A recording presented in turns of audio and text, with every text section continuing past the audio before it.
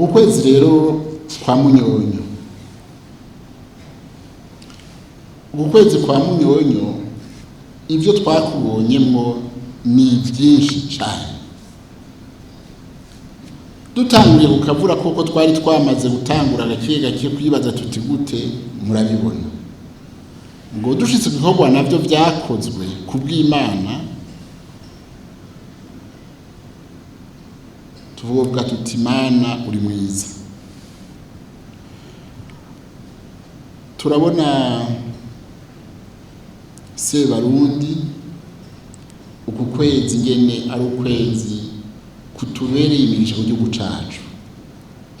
Uku kwezi konyene kwa Munyonyo ngira ngo twoharura amanota Sebarundi atuzaniye kwiteka dukwiye mu makungu, mbega basha iyo manota ngahe yoba ngahe? Ejo bundi mu Misiri muri Shamarshek aho bariko baraba ivy'ibidukikije, ingene isimerewe, ingene duhema, muravye indongo zo kuri isi babonanye zingana gute. Aho rero atwaye na wa mutwaro Musenyeri Bishop yatubarira ati muri kano karere niwe ariko aratunganya ku izina by'abakuru b'ibihugu muri kano karere k'ubuseruko, niwe ko aratunganya amahoro ngaha muri aka karere.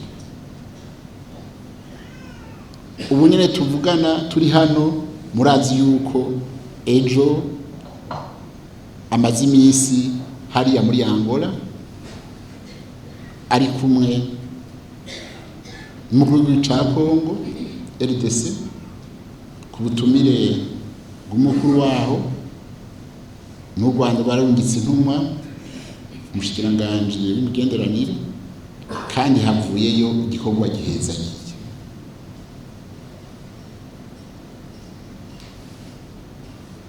Aho rero ga murazi ko yaravuye muri Tunisia aho yahura n'abagenzi batari bake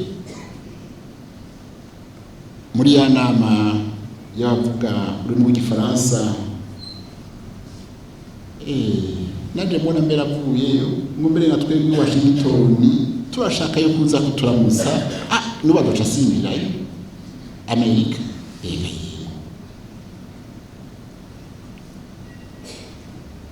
Mu ngendo nyene ntawe uvuga ngo bimare byose, ariko murazi yuko ukwezi nabwo ari ukwezi kwiza ku kiganza ciza kuri twebwe.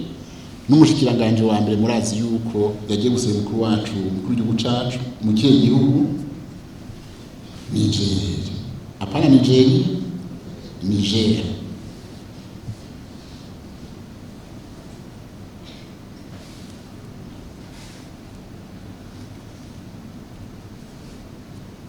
Ibyo twabonye, ibyiza twabonye muri kuno kwezi byo gushimira Imana aho abantu babimari. Hariho umugabo simbega ntiga yejo mugenzanje turi ku munama nkuri naribonye, ariwe mukuru nama nshinga amateka yacu, tuze tubona baraduhereje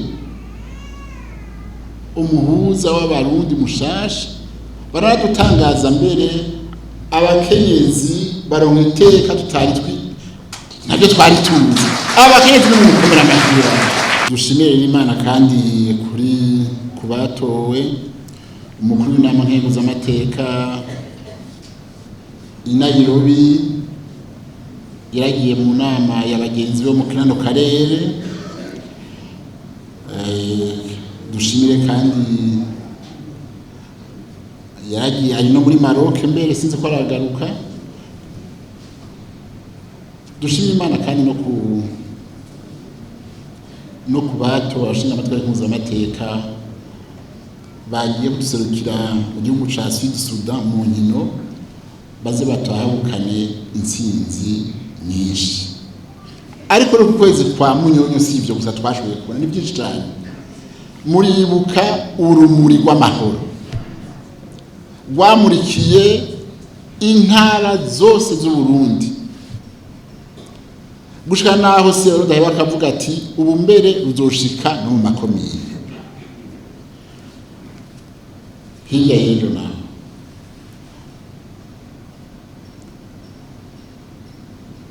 aha twibuka intwari ku rugamba, duhereza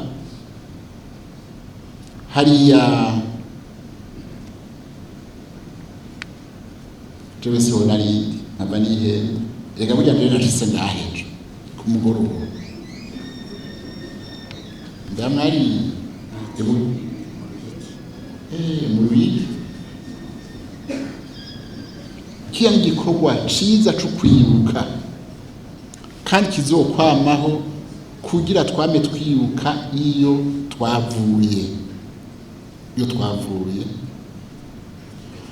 Rero n'abagumyabanga nako n'aba banyamabanga ntunganyabisata twabashikirije, ubu two turashikiriza igihugu cose, abagumyabanga bose ngo babone bamenyere,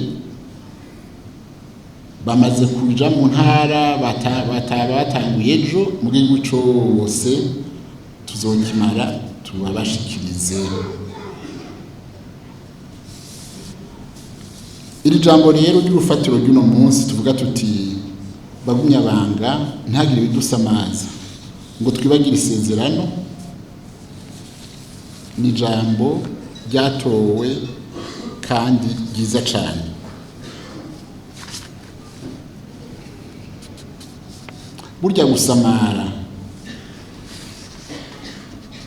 Burya gusamara ugasamazwa ukibagira kabara gahinda. Twe twosaba Imana yuko twese twokwamana ijambo rimwe muri twebwe, ijambo ry'ubuntu. Burya ubuntu harimo urukundo, burya ufise ubuntu ushobora guhemuka, ufise ubuntu uricisha bugufi, ufise ubuntu urakira neza abantu, ufise ubuntu ubura umupfasoni, ufise ubuntu ufise urukundo. Inyishu niyo kugira ubuntu gusa nta kindi. Iri jambo ni jambo dusanga mu mico yo ngaho iwacu mu Burundi, dusanga ico muri Afrika y'Epfo, za Zambia, za Zimbabwe, za Botswana, ibihugu byose bya Tanzania, bya Kenya. Ijambo ubuntu turisanga mu ndimi zose, kandi insiguro rifise ni nyene nimwe. Ubuntu niyo nyishu twosaba Imana ikatwamiza ko kugira ngo uko dufise ubuntu ntidushobora, nta ufise ubuntu ashobora kwibagira isezerano, ashobora kwibagira ico yemeye. Ufise ubuntu ntashobora guhemuka.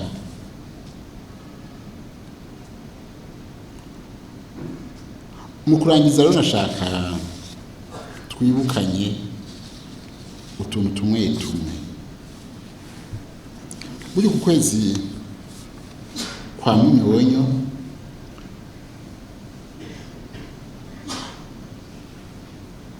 turashobora gukuramo ikiyigwa.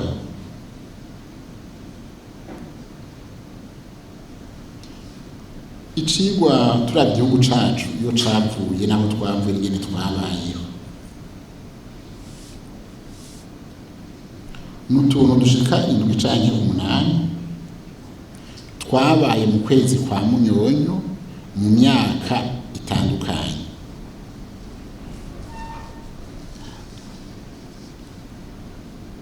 Ubwa mbere na mbere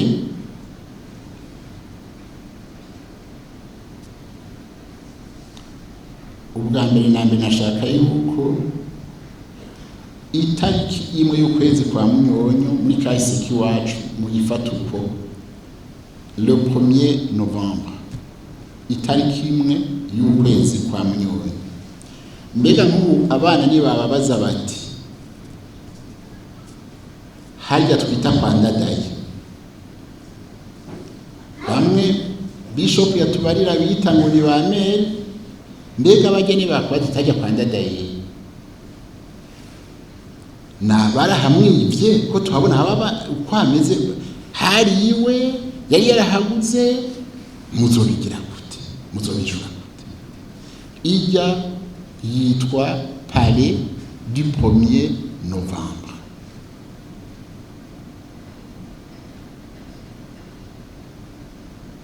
Murazi yuko ijya ngoro kugira muze namwe mwibuka tumwe ko yitwa 1er novembre, ijya ngoro umwami Mwambutsa niho yaba. Kandi 65 aho bamuteraga hakwa burya yaciye ahimbwa zica emwe mushikani we wa mbere murazi yuko yakomeza ati bakaba bazi ko yapfuye akamusiga ari ikiruruma, yaba muri jangoro nyene du 1er novembre. Umwami Mwambutsa niho yaba. Ijya ngoro ni nayo ntare ya gatanu ahaziye, murazi ko yatwaye amezi 3 gusa, Ndizeye Karori amezi 3 gusa, kwara yakwije yewe njyana 3 gusa kuko yaje mu na 3 gusa, agiye gutembera muri Kongo kuraba mu butu asanga Micombero y'umushikiranganje we wa mbere yamukubise kudeta, nawe yaba hajya nyene ntari ya gatanu. Micombero rero mukuye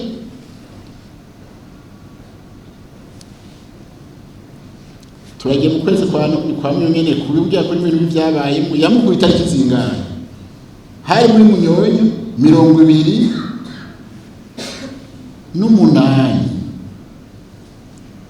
muri Munyonyo 66, aca mbere yitirira ibarabara riraho nuko twari hinduye boulevard du 28. Nipfa ko hariko karaza itariki rero yindi mwenye niragarutse kwa Munyonyo 76, umwe yakura umwami ntari ya gatanu muri Munyonyo nyene, itariki 28 unawe mugarutse ku mugabo itariki zingahe, itariki imwe Munyonyo mu 70 na gatandatu, haruri imyaka 10 gusa, 66 76. Itariki imwe ewe Munyonyo, itariki imwe Munyonyo 76, nguwo bagaza akubita kudeta Micombero. Hari ikintu ndakwiye kwibaga cyayo muri Munyonyo nyene bashe, muri Munyonyo wo mu 2001 ngaha buya kibigu cyacu ciwacu twarakoze harabaye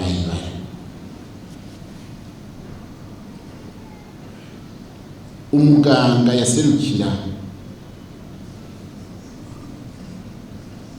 yaserukira isi yose, mbega babyita gute bya bintu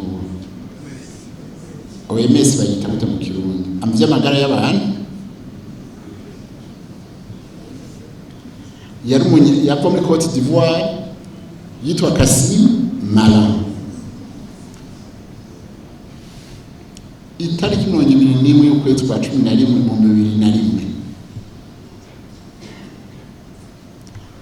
2001 twari ko turahangayika, atwara buyoye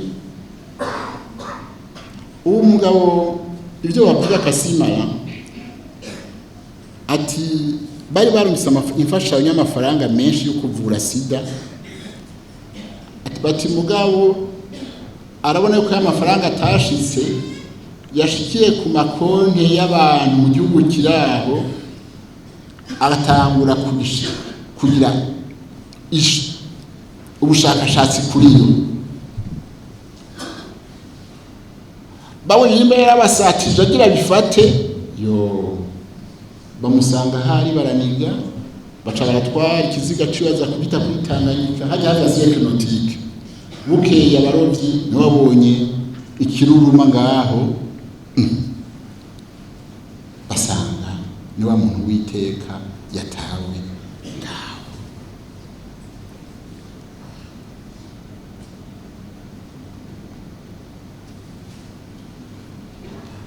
Turafite ngaha umukenguza amateka uwo mwaka nyene ivyamushikiye kubera kasimanira mu vyumva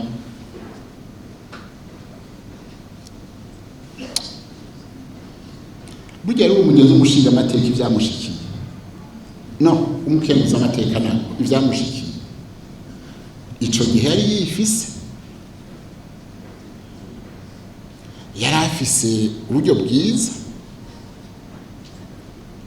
akaba yari afise umugenzi w'umuganga nyene n'umudokiteri w'umurundi yakora muri OMS ico gihe OMS yari ifise ibiro mega muri Zimbabwe regional Zimbabwe canke Zambia ni Zimbabwe uwo mugenzi we w'umuganga rero aturateraga ku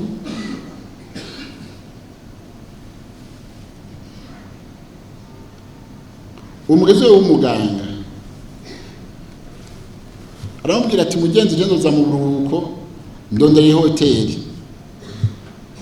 ayimubarira Kasimara atanamuzi na gata ko akiriho nk'imwe imbere yuko yitaba Imana te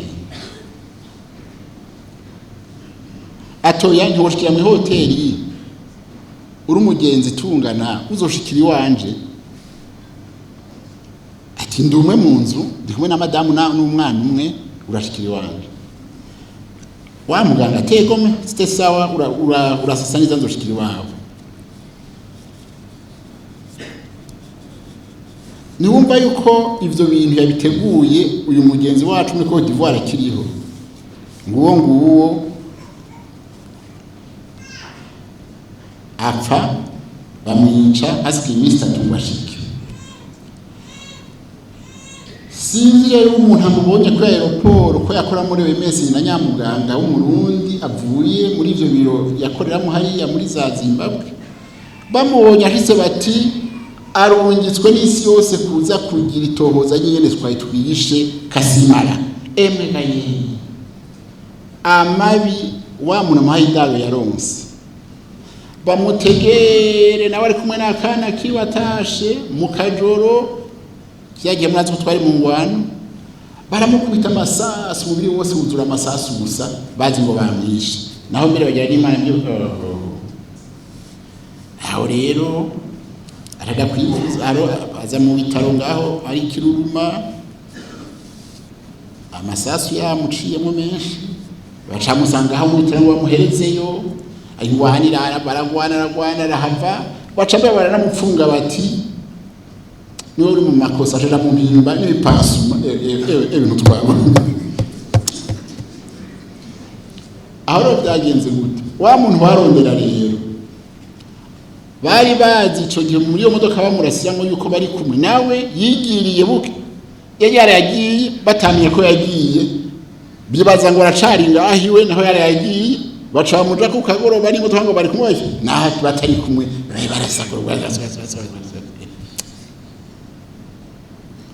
urubanza rwa Kasimara n'ubu ruracari mu mwiherero